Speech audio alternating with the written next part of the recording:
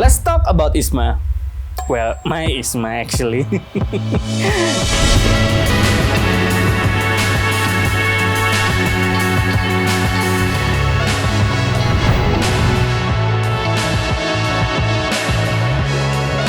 Halo semuanya, what's up? Tachahao, welcome to my channel. Ya, generik YouTuber banget ya yang pembukaan ya.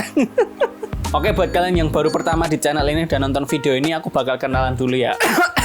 Hai, aku Steven Gebra. Ini adalah channelku. Biasanya di channel ini aku ngupload video tutorial bikin videografi atau fotografi amateur. Habis itu juga aku bikin video kayak aku lagi belajar cara bikin video sinematik dan aku share. Dan juga aku bikin vlog. And also, I'm an ISMA awardee 2023. Was an ISMA awardee. Am I already alumni? Ya pokoknya aku itu anak ISMA dari Home University, Universitas 11 Maret, Sekolah Vokasi D3 Bahasa Mandarin. Dan host university kemarin adalah Asia University Taiwan. Di video ini aku bakal share tentang pengalamanku kemarin ikut ISMA dan apa yang aku rasain, apa impactnya setelah ikut ISMA tahun lalu itu. Aku bakal sediain beberapa chapter ya di bawah ya, ada timestampnya di bawah udah aku bikinin kalau kalian mau skip forward. But don't you dare to skip this video. Okay, so without further ado, let's begin. ISMA, ya, ini adalah program yang dibuat oleh Kemendikbud Republik Indonesia. Jadi di program ini tuh ngasih kesempatan dan mendanai mahasiswa-mahasiswa di Indonesia buat belajar selama 1 semester di universitas-universitas dan industri-industri di luar negeri. Nah, ISMA itu ada 4 pembagiannya kalau menurutku ya. Jadi yang pertama itu ada ISMA Undergraduate atau ISMA reguler lah kita nyebutnya ya.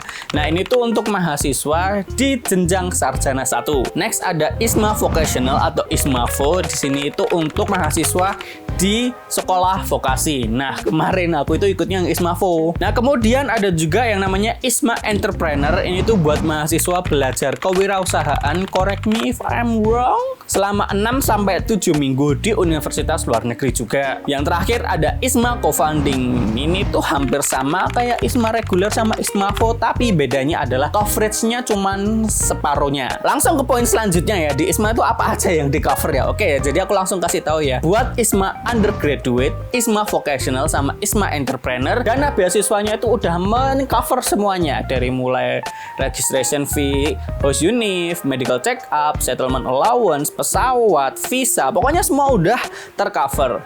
Nah, tapi untuk yang co-funding itu agak beda karena dia cuma nge-cover sebagian aja. Ya, di sini udah aku sediain lah grafiknya buat kalian gampang memahaminya.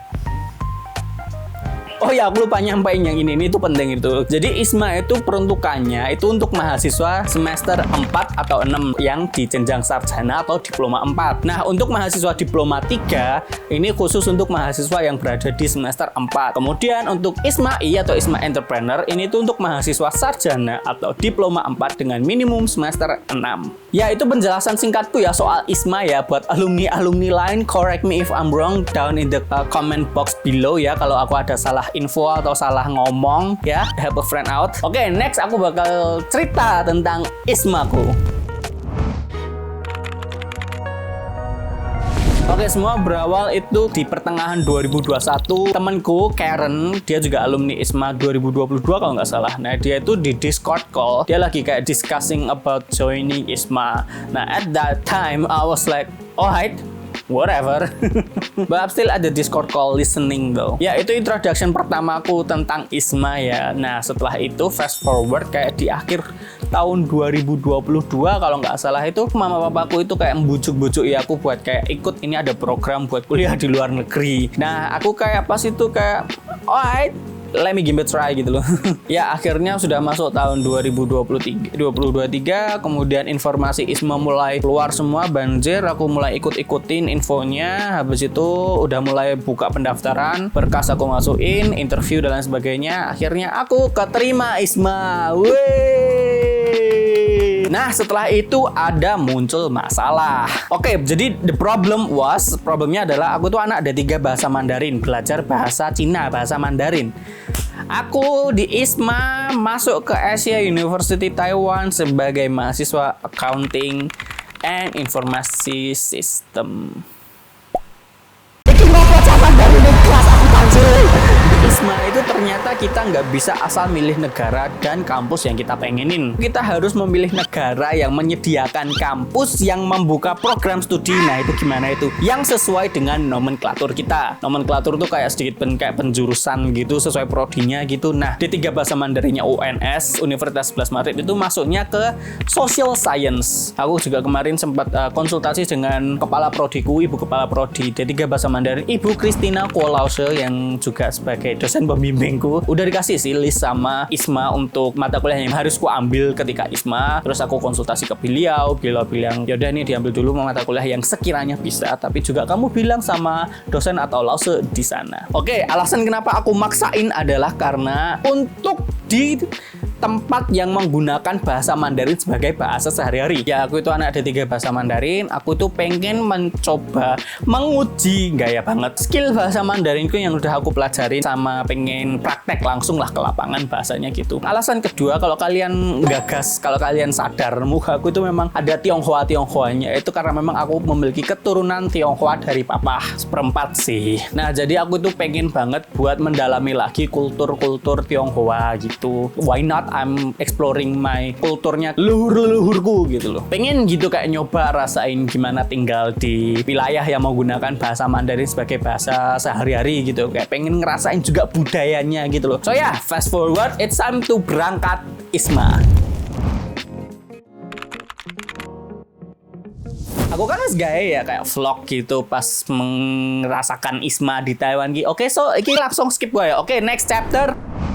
I'm just kidding. Oke, saatnya untuk berangkat ISMA. For starter, it was sad actually karena aku harus tinggal jauh dan lama dari keluarga, sama lama nggak bakal ketemu sama pacarku. Ya sad sih, tapi setelah mulai inget lagi kayak bentar lagi berangkat ke Taiwan gitu, kayak aku mulai moodnya balik lagi. Nah, aku tuh dari Solo berangkat ke Jakarta naik pesawat, itu juga di cover oleh ISMA. Setelah itu di Jakarta aku nunggu sampai midnight buat international flight. It was a direct flight for like 6 to 7-ish hours. First impressionku ketika sampai di Taiwan, panas banget, sumpah demi apapun. Ya gimana ya, kan bulan September ya, itu masih summer di Taiwan. Ini panas banget. Itu juga di lembab di sana. Aku mulai sadar kalau yang namanya summer collection itu bukan gimmick fashion ya. It's a real deal, it's a real thing guys. Nah, aku ISMA itu bersama 9 temennya. Ada Ko Irfan, Ramzi, Adi, Modes, Jack, ada Owi, ada Cassandra, ada Nora, ada Keisha. Ya, 9 orang itu kalian udah ngeliat lah di video vlog ya. Nah, kami itu bersepuluh itu tinggalnya di dormnya AU. Ada dorm khusus internasional gitu. Oke, buat awal-awal kuliah di sana bagaimana? Aku bakal cerita kalau di sana tuh aku nyebutnya ada week 0 atau minggu ke-0 yang dipakai buat ospek. Di sana tuh kayak ada festival klub ya, buat narik-narik anggota baru buat join klubnya. Kalian boleh buat muter-muterin kampus secara pribadi buat mengenal lebih luas mengenai kayak lokasi gedung-gedungnya gitu. Terus juga ada screening film. Bayangno ono screening film neng ospek kok piye. Oke, habis itu masuk ke week pertama, first week and second week, dimana itu adalah minggu-minggu trial kelas. Iya, maksudnya gue. Oke, ini kalau menurutku ya, interpretasiku ya. Week pertama, week kedua itu untuk milih kelas. Di masa itu juga kalian boleh masuk ke kelasnya buat kenalan sama dosen, lause, atau silabusnya juga. Kalau kalian ngerasa kurang srek sama mata kuliahnya, boleh ganti. Tapi di akhir minggu kedua, kalian udah harus settle mata kuliahnya. Oke, saatnya masuk ke problemku tadi. Di Asia University aku ketemu sama lause atau dosen yang bernama Profesor Huang Meihua. Aku manggilnya Huang Laoshi. Aku bilang kalau aku itu bukan mahasiswa accounting, aku tuh mahasiswa bahasa Mandarin. Dan reaksi beliau kayak, wow, nggak bisa dong masuk kelas saya, nanti nggak saya nilai juga. Kita tahu我会说一点汉语是也有经验. Setelah itu beliau bantu aku buat ngatur sendiri mata kuliahnya dan dapatlah mata kuliah ini. Ya, aku berusaha buat ngambil semua mata kuliah yang belajar bahasa Mandarin dan mostly juga beberapa mata kuliah yang general knowledge. Ya, aku tetap adalah kelas-kelas accounting gitu buat pantes-pantes dikit. Kita anak ISMA tuh masuknya juga sebagai international student. Kita nggak masuk kelas lokal ya. But funny enough, aku pernah nyoba buat masuk ke kelas lokal, film and literature. Waduh. Aku nyoba masuk ke sana, aku rambut mau popo. kurang paham. Ya maaf ya, jujur-jujurannya sebenarnya ya. Wata Chungwan Sui Pin Mei nama kau. Mandarinku tuh nggak se-expert itu ya. So ya aku nggak jadi ikut kelas itu. Nah kehidupan di sana bagaimana Mas Steven Gebra atau SG? Aku nggak terlalu susah yang adjusting di sana di Taiwan karena let's say about food ya. Di Solo aku tuh sering makan makanan oriental food ya. Jadi ketika di sana aku makan makanan lokal di sana itu kayak nggak terlalu susah. Kalau minumannya aku tehnya nggak cocok ya. I'm sorry to say Taiwan 我不喜欢你们的茶 oke. Aku sih lu seneng teh neng Solo ya. Lu enak. Oke, kalau kayak buat jalan-jalan atau pleasure sendiri gitu aku juga nggak terlalu kesusahan karena aku ada basic knowledge buat bahasa Mandarin. Jadi ketika di sana aku kayak mau jalan-jalan, pergi, beli makanan, beli barang, aku kayak bisa ngomongnya, bisa ngobrolnya sama orang lokal. Ya tetap ada masa-masa kayak homesick lah ya, kayak kangen sama keluarga, kangen teman, udah lama nggak ketemu pacar.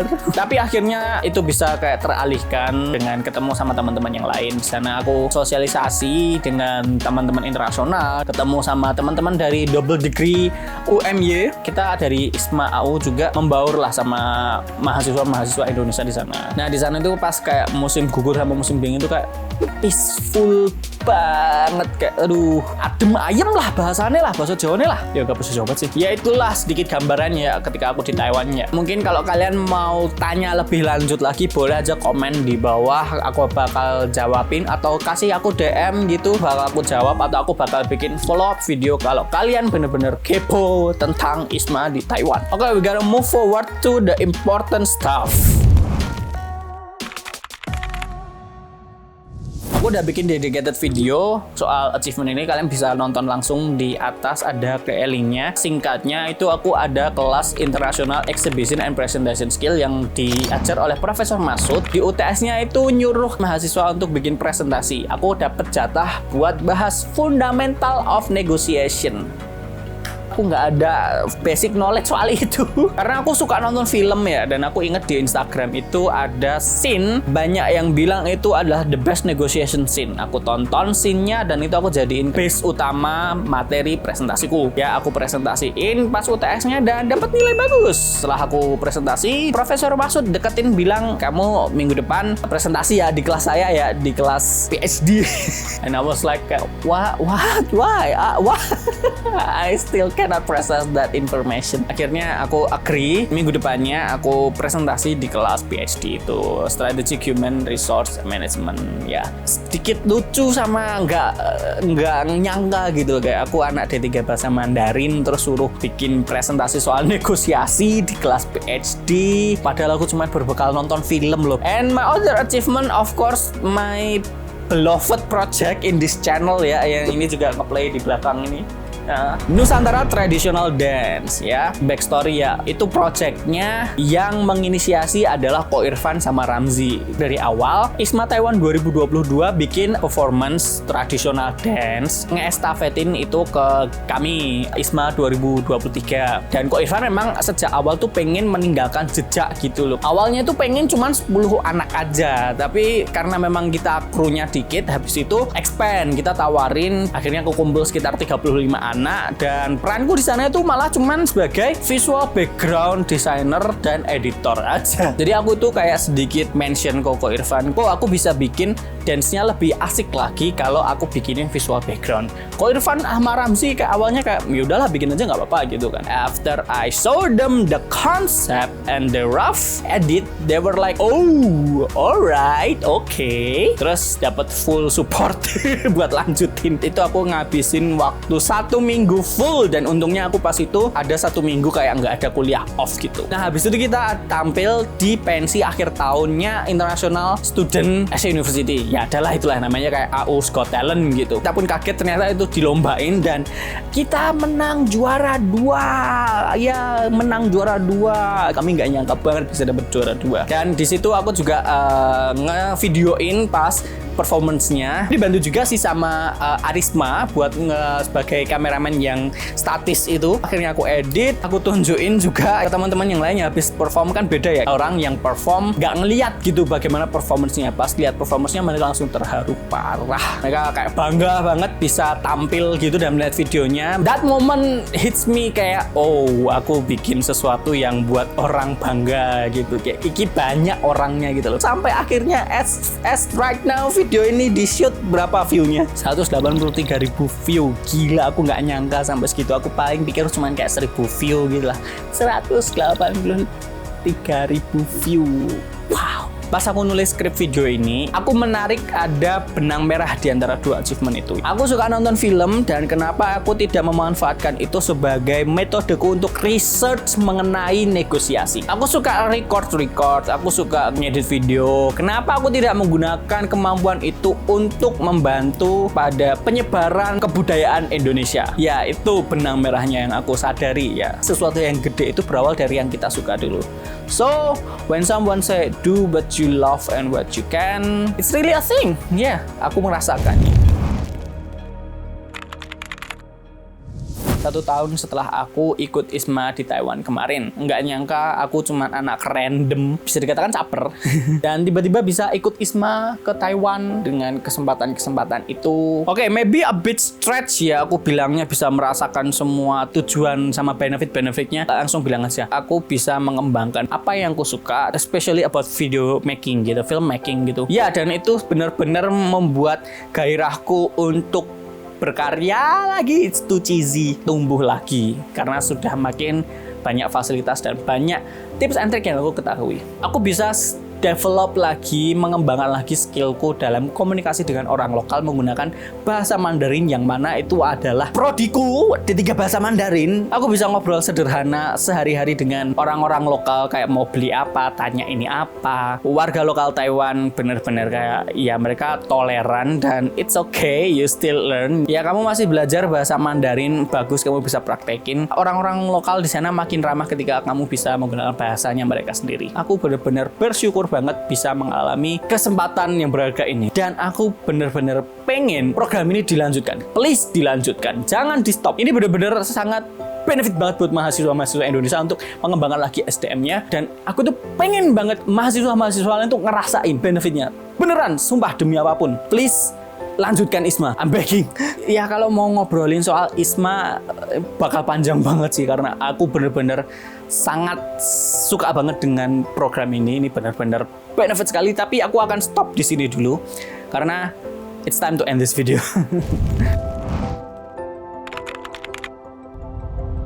Sudah sampai di penghujung video. Di part ini aku cuma mau berterima kasih ya. Pertama, saya ingin berterima kasih kepada Kemendikbudristek Republik Indonesia yang sudah mencanangkan program ISMA ini. Program ISMA ini sangat bermanfaat untuk mahasiswa seluruh Indonesia. Jadi saya mohon untuk program ini terus dilanjutkan ya. Saya mohon Bapak Ibu, Selanjutnya saya ingin berterima kasih juga kepada Ibu Kepala Prodi D3 Bahasa Mandarin, Ibu Christina Kuolaushe. Terima kasih untuk supportnya kepada saya dan restunya. Karena support tersebut saya juga menjadi mahasiswa pertama di D3 Bahasa Mandarin untuk ikut ISMA. Next, terima kasih kepada papa, mama, ceceku sama memeku sudah ngeribetin aku buat ikut ISMA. Juga supportnya selama ISMA kepada my beloved girlfriend ya. Terima kasih sudah like the mood for me ketika di ISMA, ketika aku lagi sedih-sedihnya gitu. Next, thanks to Ko Irfan, Ramzi, Adi, Jack, Keisha, Nora, Cassandra, Modes, sama Owi, my fellow ISMA awardee 2023 ISMA Asia University. Thank you very much, you guys. What a great memories that we created. Thanks to Professor Huang Laushe for helping me to arrange my schedule, my course list. It really makes me discover a whole new things to learn. And of course, thank you Professor Masud for all the knowledge and all the opportunity that you give to me. I can't say thank you enough for you too. Dan thanks to teman-teman PPI AU. Terima Terima kasih ya buat segalanya. Terima kasih buat memori-memorinya. Terima kasih buat pertemanannya. Dan thanks kalian sudah percaya dengan janji manisku buat VBG di Nusantara Traditional Dance. And lastly, thank you very much for all of you guys who watch this video. Ya, kalian sudah nonton video ini dari awal sampai akhir. Terima kasih. Aku tahu ini videonya panjang. Aku harap video ini bisa memotivasi dan menginspirasi kalian semua ya dengan pengalamanku ketika ISMA ini. Dan buat kalian yang tertarik untuk mempelajari lebih ISMA lagi, bisa visit link that I drop below informasi soal ISMA. Atau kalau kalian mau tanya-tanya lebih personal lagi ke aku, boleh komen aja di bawah atau DM aku lewat Instagram ya, di sini ya. Aku bakal jawab itu, atau mungkin aku bakal bikin video follow up ya mengenai pertanyaan-pertanyaan soal ISMA. Kalau kalian award di ISMA yang lagi nyari mentor, aku open untuk mencoba untuk membuat kalian berangkat ISMA ya. Kalian boleh kontak DM aku di Instagram. That's it from me. Once again, thank you very much for watching today's episode. Don't forget to leave a like, comment, and subscribe. Yuk kita tembus 1000 subscriber yuk. Kita tembus 1000 subscriber. Okay, and I will see you guys in the next video. Bye-bye.